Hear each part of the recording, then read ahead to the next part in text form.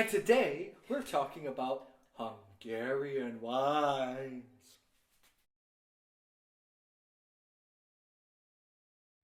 Hello. Welcome back to Exotic Wine Travel. I am your host, Matthew Horkey.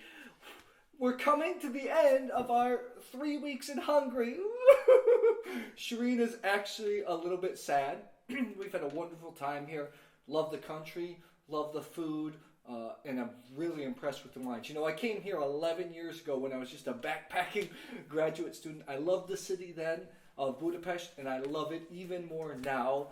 And now that I'm more into wine, I know more about wine, and I've went through some of the wine regions of Hungary. I have to say, we've come away very impressed. So today I'm going to talk about 3 wines that we purchased ourselves because we were interested in some of the stories that these producers were trying to tell.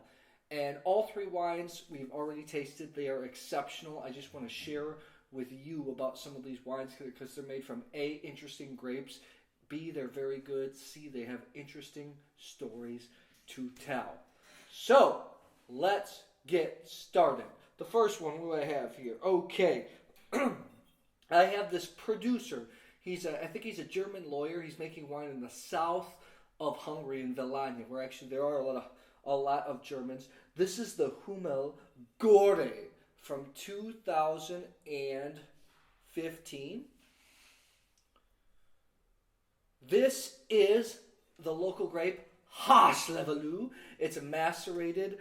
Hummel is an certified eco producer. He's working towards his biodynamic certification as well. Now, interesting because in Villany, it's known a lot more for red wines, not white wines. In fact, when we went through the region tasting through many of the top producers, the white wines are definitely on a lower level. Even the producers admit, they said, we know we're not making great white wines, but our customers want them.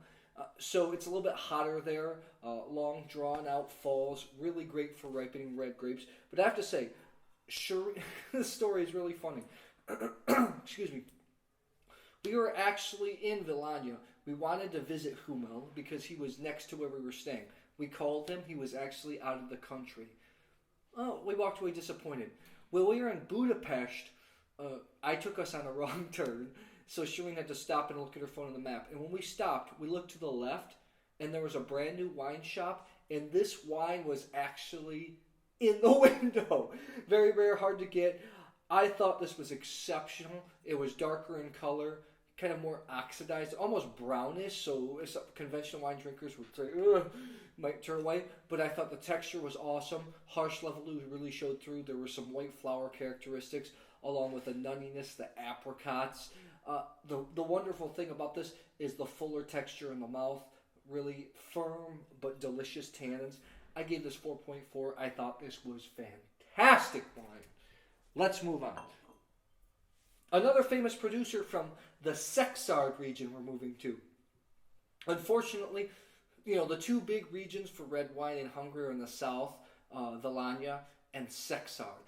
Szekszárd also makes bull's blood blends, Bikaver. Kadarka is grown down there, Kekfrankos as well. And Shireen and I really like Kadarka, so we're on the hunt for some of the best Kadarkas. Since we could not make it to Szekszárd, we had to pick up the bottle. This is Heiman. This is his, let me see if I'm pronouncing this right, Céh Kereszt, Kadarka 2016. I hope that comes into focus here. This is made from clones of Kadarka that they actually have been working with, several different clones. This does see large oak casks.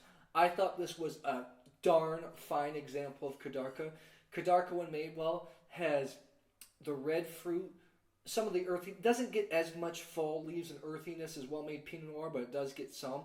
But the white pepper, it gets a ton of white pepper, which this wine showed. This was a little, Kadarka wines are usually lighter in color, lighter in body. This was a little bit more full in body, but it was not huge. I still say it's medium body. Great tanginess. Kadarka also is a little more angular on the palate. It's not usually as smooth, but I thought this was delicious. Great with food, great by itself. I gave it 4.1. Love Kadarka. It's a hard grape to grow, allegedly. Not so many producers are working with it. A lot pulled them out. It's making a revival now, but in the past a lot of people pulled the vines because they were hard grapes to work with. Let's hope that more Kadarka comes out. This was an excellent example. Okay, the last wine we're talking about. It's the one that Shireen wanted to work with. We're going to Somlo, a very small region near Lake Balaton in Hungary. It's kind of the central west part of Hungary. Volcanic soil. It's just actually one peak coming out of the ground. Only 800 hectares of vineyards. This is the biggest producer. This is Kreinbacher, the Brut Prestige Method Traditional, non-vintage. This is his top sparkling wine. This is made of 100% Furmint. I hope that focused. If it didn't, I'll put the picture in the description box. Shireen really wanted to try this. I thought this was outstanding. They actually employ a champagne house cellar master there in Kreinbacher to get this right. They're very well known for sparkling wines. This Furmint was fantastic. It had the right amount of yeastiness. Really had a little bit of smoke, some white peach that the Furmint gives off, a lot of lemon. The palate, the bubbles were fine, aggressive. Actually, Shireen said this is way better than actually even basic Moet. I thought it was fantastic at $19 US. In the shop, I thought it was a fantastic value. I think I bought the Heimann Kadarka, was around $15 US. Also good value for money. The Hummel was not as cheap. It was about $30 US. I still thought it was fantastic wine, but it wasn't cheap, that's for sure. We're going to miss Hungary. You know, there's some really well-made wines here. There are wines that bring exceptional value, and then there are also wines that are, I think, a little bit overpriced. Hungarian wine, there's a lot more than just Tokaj, and we hope to be back very soon.